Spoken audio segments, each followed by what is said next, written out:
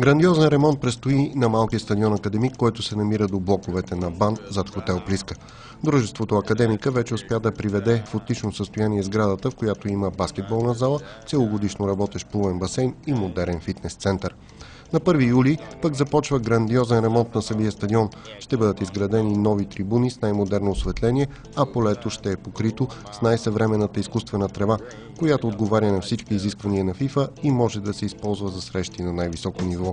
Любопитното е, че при необходимост полето ще може да бъде разделено на 4 и да се използва за мини-футбол почти през цялата година.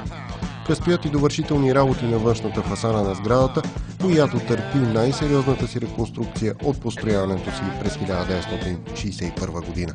По Великден вандали са запалили един от складовете, но бързата намеса на охраната и управата на комплекса е предотвратила сериозни щети. Полицията пък е задържала извършителите и те ще бъдат съдени.